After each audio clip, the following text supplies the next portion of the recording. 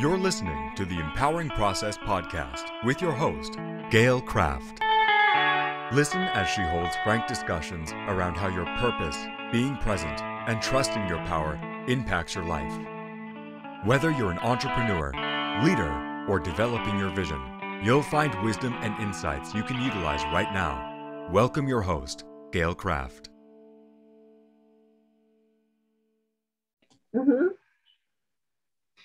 Hi, everybody. Gail Kraft here from the Empowering Process podcast. And I have with me as a guest this amazing woman. Her name is Michelle McCartney. Yes, McCartney.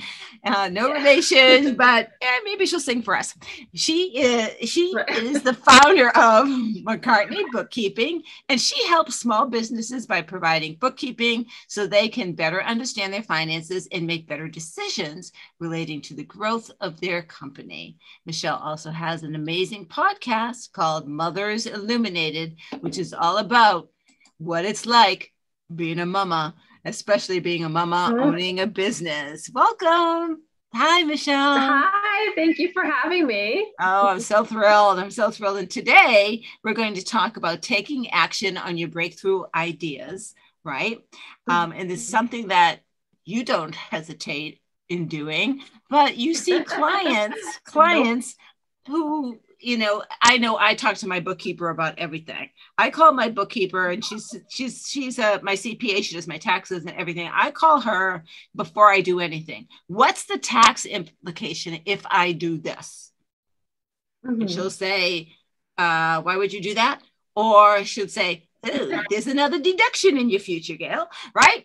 That's simple, right? So before I do something, I want to know how it's going to impact my finances. That's part of the planning in a business, at least from my perspective. So when we say taking action on breakthrough ideas, what are some of the things that you think about and what have been some of your experiences, both good and bad? Your turn. Yeah. So first of all, I will say you're probably your tax accountant's favorite client, because we get that all too often where people like do something and then they say, oh, I did this. And it's like, why on earth would you do that? That was a terrible idea. Right. And then I will say, so breakthrough ideas, when I think of breakthrough ideas, I'm thinking, you come up with this idea and you say, wow, this is something that would have a huge impact on me, my family, the community, to others, and it would be such a great thing to do. And as a mom, I hear that a lot in our moms communities where people will reach out to me and say, oh, I've got this really great idea. Someone should make it happen. And my philosophy is, why wait for other people to, sit there and put their foot on the gas when you're the one that came up with the idea? Like, why would you sit there and expect for somebody else to do it? So I always believe that you have a great idea. There's a strategy and a whole, process that needs to happen there, but put your foot on the gas and start that process. And I've done that numerous times. I did that with McCartney Bookkeeping. That was formed through me being a mom, a stay-at-home mom. And as much as I want to be a stay-at-home mom, that is my passion in life, is, being a mom and being home with my children, but you want to be able to do a lot more with your children. I'd love for my girls to have dance class one day. I'd love for them to be able to do gymnastics. And those things, unfortunately, cost money, or fortunately or unfortunately, right? They cost money. And so being able to work for myself, where I can work around my schedule, where I can kind of have a little bit more control of my clients that I'm working with. I don't have a boss to report to. I'm the boss. I can really have a lot more flexibility. And so for me, that was a breakthrough idea of, how can I sit here and make money at home while still being with my children? And it took some trial and error before I found something that stuck and worked. I did like the whole MLM thing that a lot of moms try to do. Yeah, you do all of them and you try to figure out what's going to work. And some people are great at the MLM thing, and that's great for them. Wasn't for me. And eventually I found my way into bookkeeping, and I knew of some people that had businesses, and I just did their bookkeeping to kind of get myself started, and it rolled into this thing. And now I've got 2 employees and I'm home with my kids, and it's still a lot of work, but we're continuing to grow all the time. And the more we grow, the more I can outsource all those things. And eventually build it to what I want it to be so I can return back to staying at home with my kids. Well, that and what I heard you saying, what I love is I have a problem and here is the outcome that I want. What are some of the things I could do to get to that outcome? And then you experimented, right? Yes. And you gave yourself permission for an experiment not to work. You didn't give up, right? Yes. A lot of people, well, I tried the MLM. It's just not for me. I'm going back to corporate. Well, did you try something else? Oh, no, I'm not a salesperson. Well, not yet. You're a salesperson. We're all salespeople. First of all, guys, if you go on a job interview, you're selling yourself. Okay. Yeah. If you go on a date, you're selling yourself. Right. Yes. Right. And I will also say the things that you can't do, find somebody who can. And, especially in the beginning, it's really easy to work out deals. When I first started my business, I met another mom who was a stay-at-home mom, and she had like a social media marketing thing. And I said, let's work together. I'll do your bookkeeping, you do mine. And we figured out what the monetary value of each offer would be. And we matched it out the best we could. So nobody felt slighted. Right. Which is exactly what I do as well. We did, and we just traded services. Yeah. And that's the best way to do it, especially when you're getting started. But I'll tell you right now, Michelle. Why are you going to sit there and give up? Yeah. You're breaking up and you're out of sync. So just to let you know. Can you hear me now? I can hear you, but you're kind of out of sync. So okay. So it might sound like I'm cutting you off. Oh no. But I'm not. This is the unfortunate side of the internet Zoom calls is sometimes they don't work out as well as we want. Yeah, I've usually got a pretty good because my power is pretty good. So so yours must be a little bit low, but that's okay. We'll make it work. So yes, for me,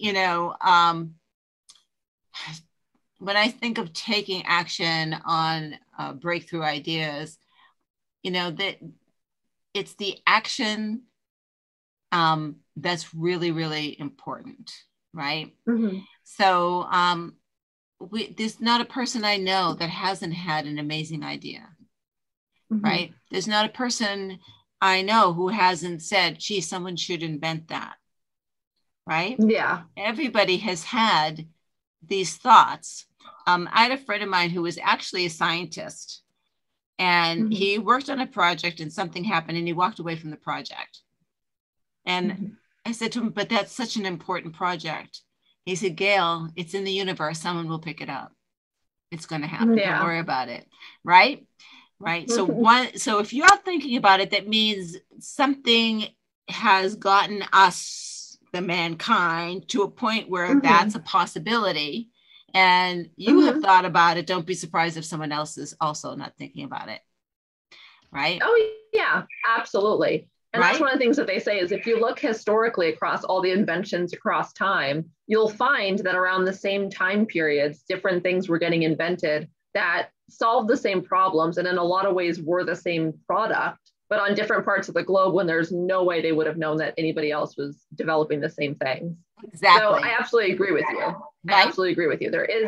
There's a progression to humanity and inventions and the evolution of mankind that's going to happen regardless. But, like you said, I think it is the action part of it. And I think a lot of times that action, we just hold ourselves back from things because we're either afraid of failure. There's this, I know I hear that a lot where people, it's the fear of if I put my all into something and I don't succeed, then I truly failed. And that is just such a horrible way. Oh my God, I have fallen on my face. I mean, so that conversation that I was telling you that, the woman that I was talking with said, Gail, you don't do anything halfway. We were talking about a colossal fuck up.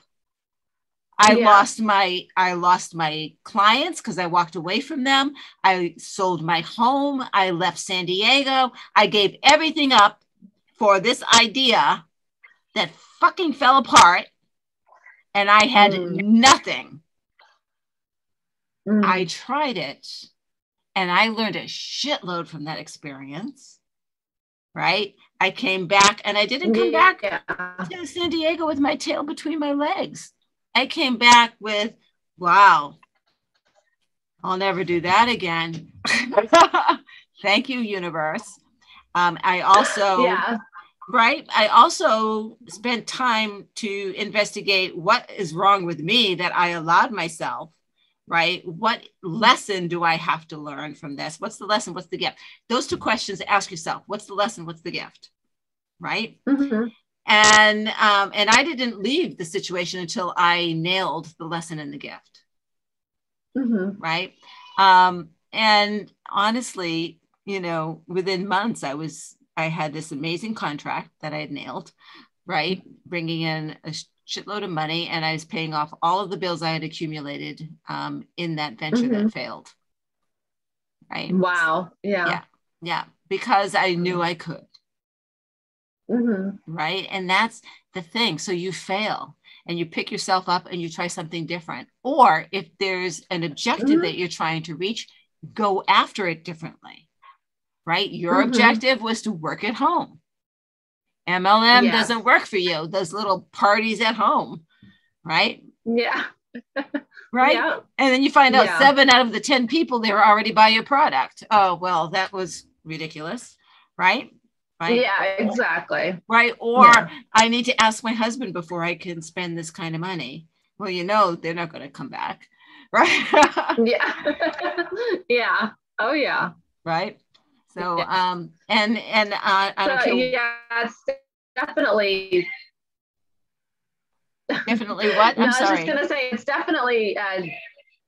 it's definitely crazy when you're looking at like all the different opportunities out there and all the different ways that you can, you know, be successful and, you know, create the kind of life that you want to create. You know, there are so many people out there who feel like they're a victim of their circumstance. And that's true to an extent, obviously, because sometimes things happen that you just can't control. But you can absolutely control how you respond to them and what you do with it. You don't have to be a victim. Right, you don't have to be the victim, right? You know, you're just navigating through a circumstance. You don't have to sit in it and wallow in it, right? Right? Yeah. Though I do give myself permission to wallow a little bit. There's always a grieving process that needs to happen, but right. And the acceptance of it. So, you know, so you touched on, you know, the fear of failure. You know, that's one of the things that hold people back. But let's talk about ways that people could take action on their breakthrough ideas, right? You know, so, you know, I'm all about baby steps. And, you know, if you guys are listening to my podcast, more than one podcast, you're probably going to hear me over and over and over again saying, take the small step, right? And when we talk about small steps, your small step, Michelle, and mine might be different, right? Right? Because for you, the small step may be an inch. For me, the small step may be a foot, right? It just depends on your comfort level. And I'm gonna see little circle. I'm going to talk about comfort levels. So we all have this little circle of where our comfort zone is, right? And so if you practice taking the little steps, going outside your comfort zone, think of the circle like an elastic. You know, just stretched it and it'll come back. You stretched it, it'll come back. And after a while, you stretch it and it comes back a little bit less. You've just expanded your comfort zone. And then you stretch it a little bit more. Now you're stretching further than you stretched before. And it comes back. And that's how you gain the confidence and the reassurance that, hey, so what if I fail? Who's going to care? Are people going to talk about me? Good for them. If they talk about me, they're leaving someone else alone. So I'm giving someone a break, right? And if they're talking about me, then they don't have the balls to take the chance, right? That I just took, right? So what if you fail? You tried. You tried. So what are some of the things that you've done to push yourself? Because I know you've got another project that you're working on right now. You definitely want a station, a place, if you will, for the moms who are tutoring at home. for them to go to, Yes. so that you can kind of leverage each other's time and experience, right? So I actually have a couple projects on the side that are building right now. So there's the Homeschooling Center that I'll be creating here in New Hampshire, that I'm kind of working on, where basically it's going to be a center for people who do homeschooling. There's going to be different classes that'll be taught through it, and it'll be entirely parent to teacher based. So if there are other parents who are experts in things and say, hey, I really want to teach a homeschooling class about, arts and crafts, or something about economics, or something about, a creative writing class, they can sit there and work through us and offer the class through our facilities, which is huge because, like, for me, I live in an apartment. I actually would love to teach entrepreneur and small business classes, but I can't have a bunch of kids at my apartment. That's just not going to work. So that kind of a facility would help me. And that's actually where the idea kind of got started. Was I know I would like to do something like that. Odds are there's other moms who are homeschooling in apartments that would rather have a more amiable space to homeschool in, right? Or to teach classes in, or to put their kids into other classes so they can get that socialization, get, a different authority figure in there, all those types of things. And so that's kind of the idea for the Homeschooling Center. And I'm very happy with it. It's had a ton of interest, but it's just something that we're kind of working through the baby steps to make happen. But I'd like to actually kind of scale back a whole bunch, because to me, the biggest first step to taking action on breakthrough ideas has to do with self-improvement. I don't know. Are you familiar with Jordan Peterson? Yes. Yes. Okay. So I'm a huge Jordan Peterson fan. And one of the things he always says is, when you're looking at changing your life, look to be 1% bigger or 1% better every single day. And in 100 days, now you're 100% better. But the thing is, everybody can manage to be 1% better every day. Like, you didn't do, wash the dishes the day before. Now today, all you have to do is wash the dishes. The next day. Not even that. Soak the dishes, right? Yes. Whatever the 1% is for you, but just making that improvement every single day. And eventually you're going to start making these habits, and you're going to start revolutionizing the way that you live. And that was something that was actually kind of big for me too, was just because we always think of, we have to take action on these breakthrough ideas. That means I have to go out and, buy a brick and mortar store and, create these product lines and like have a new business in a month. No, that just means maybe now you're taking a walk a day. Maybe now you're counting calories or looking at, reading food labels instead of eating ice cream all the time, maybe now it's looking at some of your budgeting and trying to figure out, the envelope system, Dave Ramsey, whatever, for finances.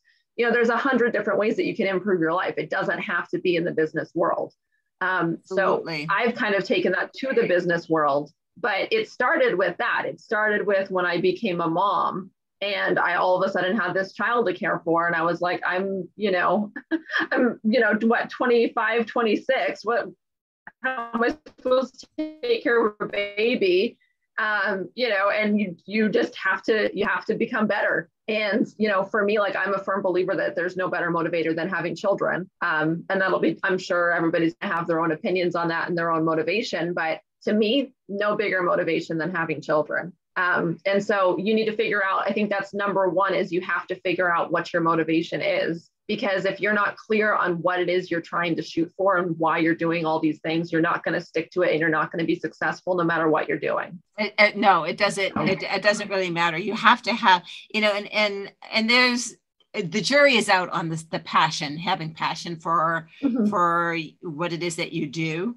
You have to have something that's driving you, right? You have to have a reason that you're doing it that's bigger than you. Because your ego will take you out of the game. I'll tell you that this year, so every year I have a word that I, base my year on.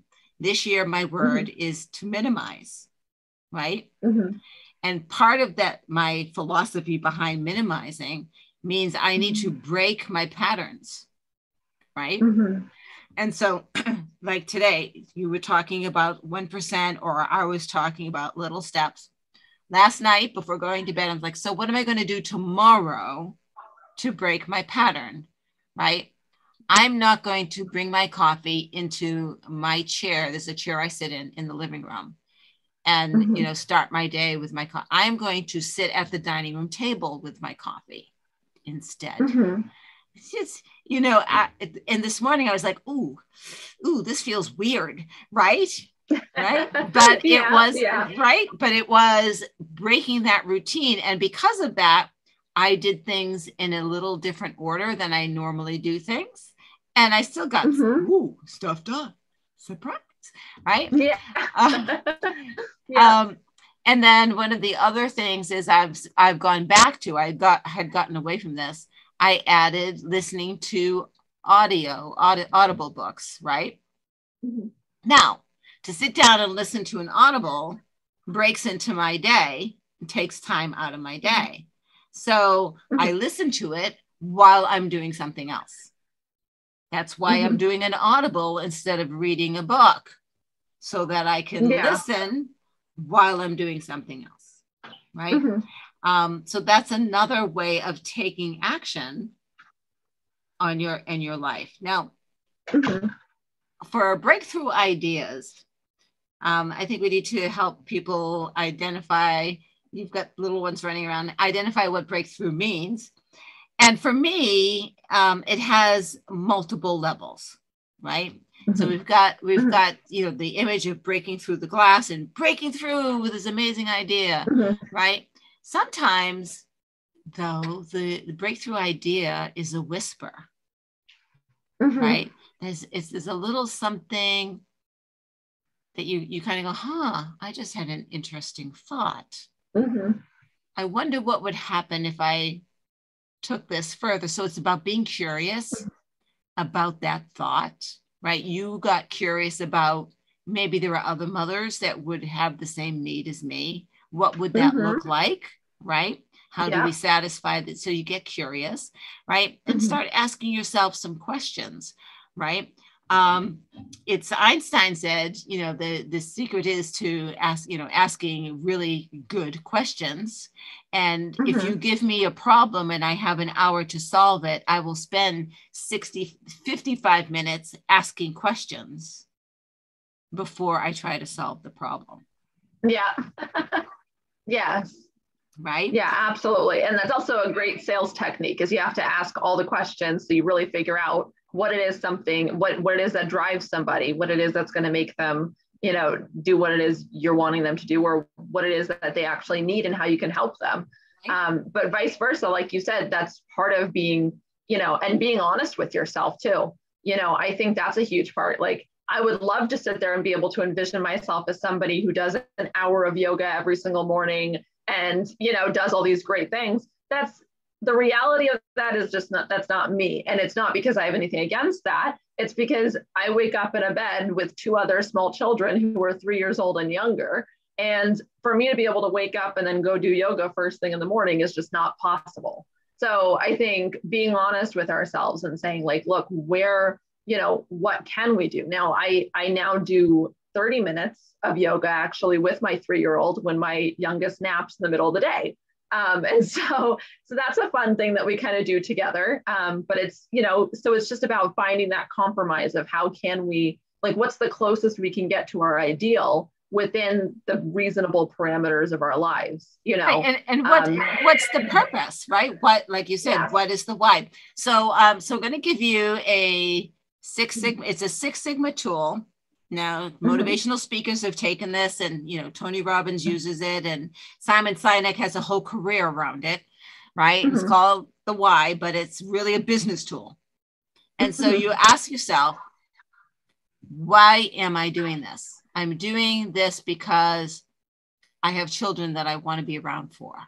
Why do you need to be around for your children?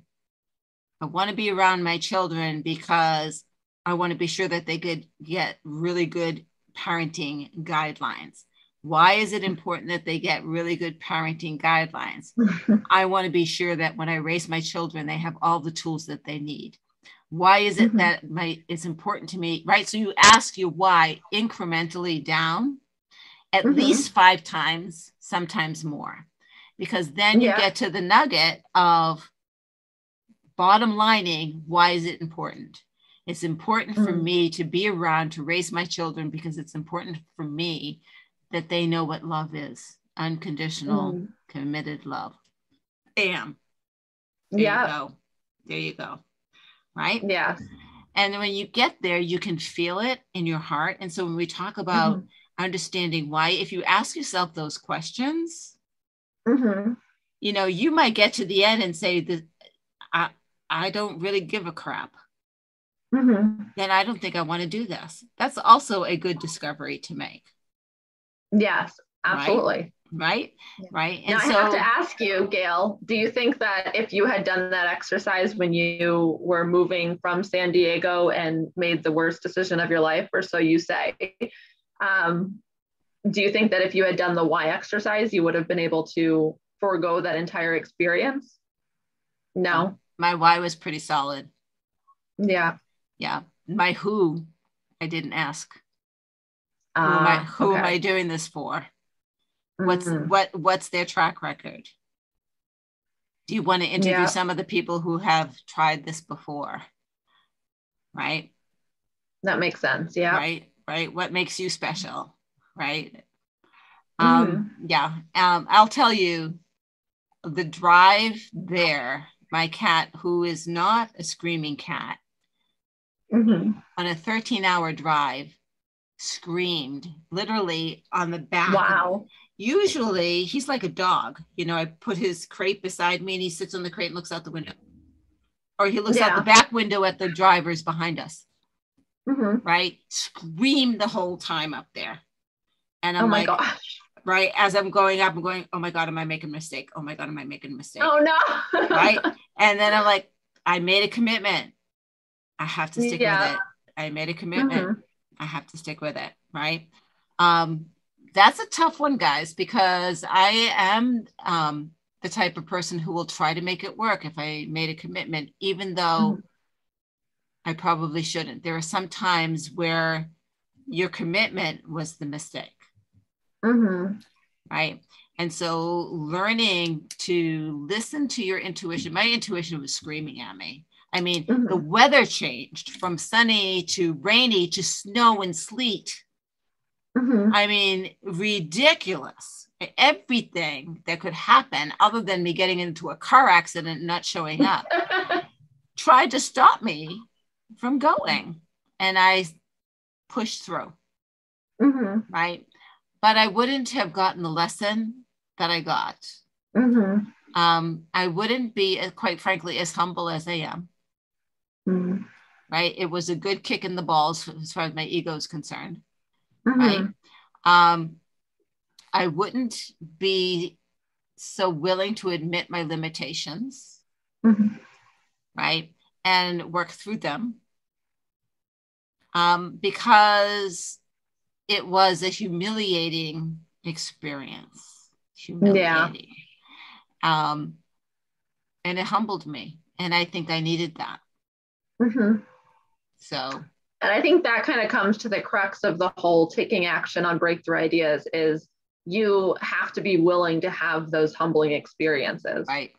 Because you're going to have them. There's, and I always tell people if you're having them, then at least you're learning, and then you just learn and do something else. Right. I had a number of different businesses that I had thought of before bookkeeping that obviously never took off or became a thing.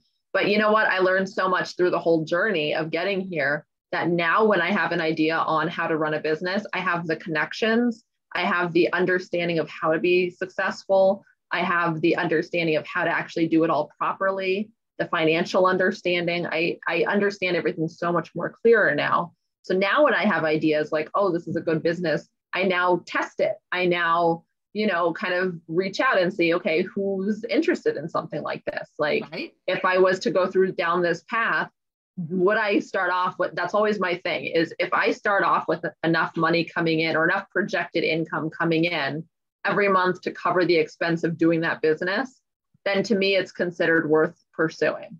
And so that's kind of my personal judge on things. And everybody's going to have different levels of what they feel comfortable with in terms of risk when they go into something.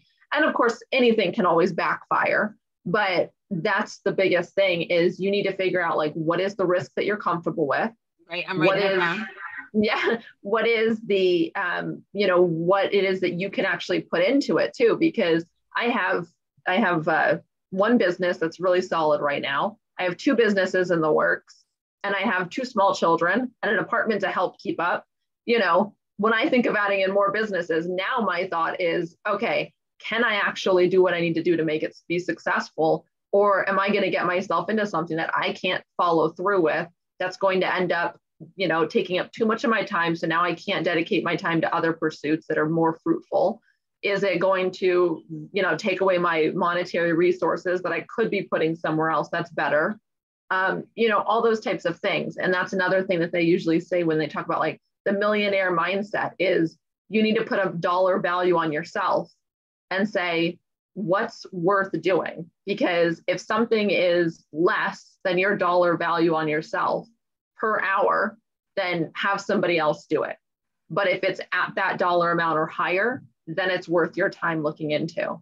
Exactly. And we need to look at that, with all of our investments as well. And that's really what businesses are, is it's an investment to the future. And you need to look at it that way. You need to be willing to recognize that you're going to put in a lot of hours, a lot of money. You're going to put in all these different resources to build this thing. And so, is it worth it? If you're going to be going down that avenue, definitely good to kind of get yourself in order before pursuing something like that, I think. For sure. So with the risk tolerance, this is a formula that I learned really early in my coaching career.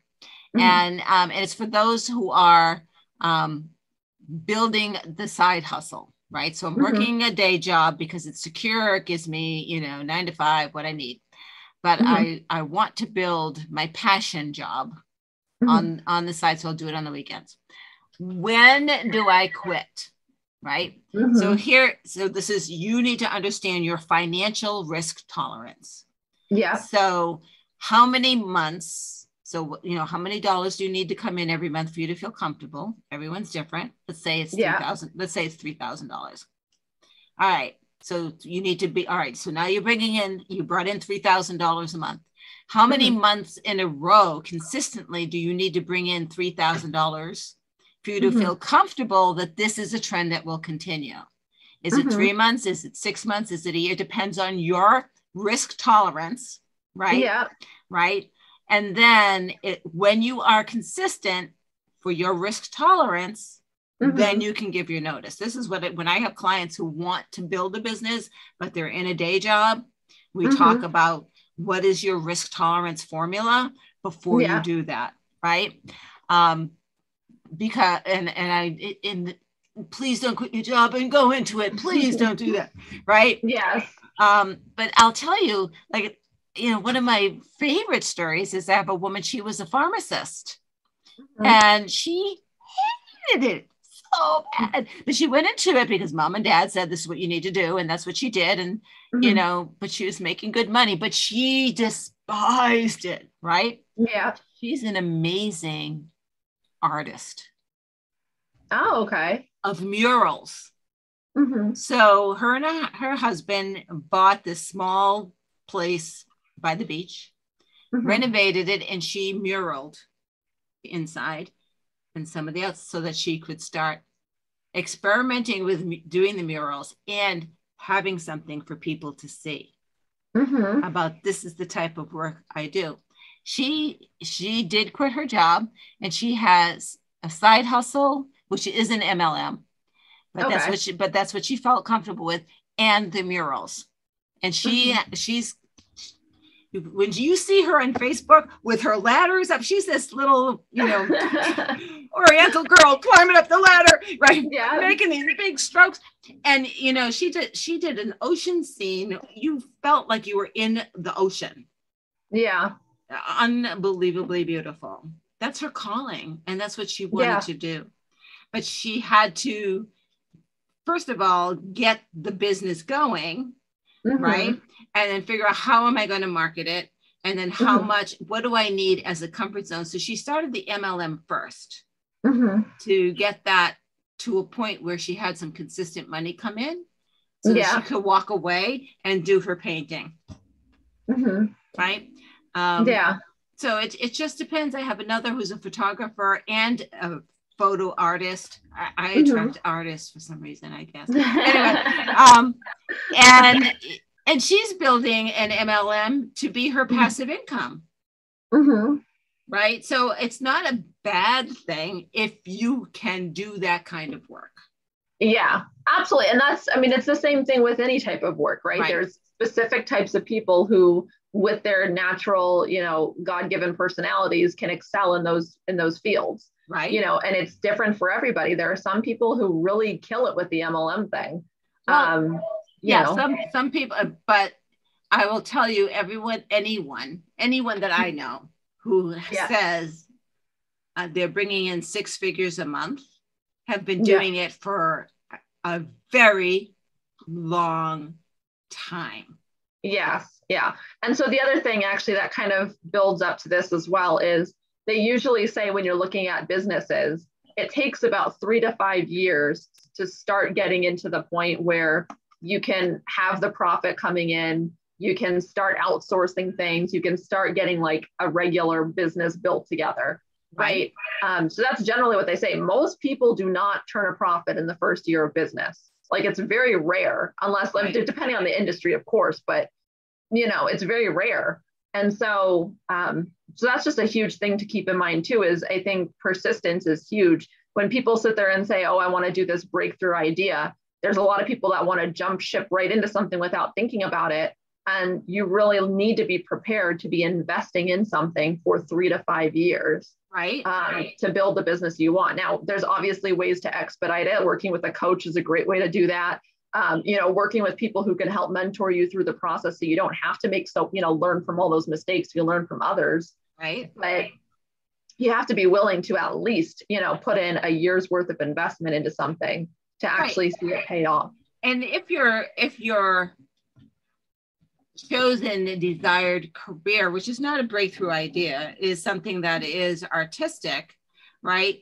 What are the ways that you're going to bring in money? Because that's very volatile, right? So how do you even out that roller coaster ride of, it's wedding season, right, for the photographer, right? Or it's headshot season for the photographer, or for the artist, there's, this is when there's going to be a showing. There are 5 showings this year, and that's all there's going to be. What am I going to do? I have a friend she is 100% a photographer. Her side hustle, and I'll tell you this and then we'll wrap it up. She had a crow come to her window. Next day, the crow comes to her window. And this crow continued to come to, and she would talk to him. So she named him Stanley. And then a few years later, Stanley has a girlfriend. Then this was in California, they had fires, and she didn't see Stanley for a while. She was afraid he died. But then she saw him and his girlfriend. They came back. And then Stanley had an accident and broke his beak. She watched his girlfriend nurse him. Aww. So she has Stanley postcards that she sells through Estes, because he's at her window. What is she doing? She's painting Stanley. Yeah. Oh my gosh, that's so cute. Right. So she has this whole Stanley series of Stanley with his girlfriend, Stanley with a broken beak, Stanley in the fire. Right. I mean, Stanley this, Stanley that. That is her. That's her side hustle. Yeah, that's so cute though. Yeah, isn't it adorable? She's really a little idea. She's so cute. She's so cute, right? But even, I can remember her going to a showing and being so nervous one time up in Santa Barbara. Her son set up for her because there's so much was riding on her making a sale, and she sold like crazy.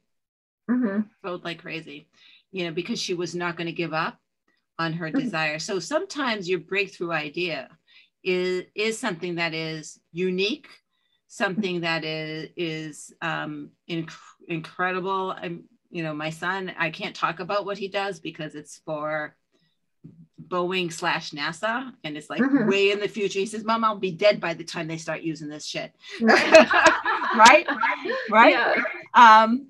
But those are breakthrough ideas. Those are like thinking way out of the box and then testing to see if they're nuts, right? Yeah, they design it, they build a little prototype and they test it and go, oh, it didn't break. Cool. Okay, now we go to the next phase. Yeah. Right? Yeah. Right? And that's all about testing. One of the things that I do for myself, Michelle, and I highly suggest to everybody, whether it's business or anything that you do, call it an experiment, not a commitment.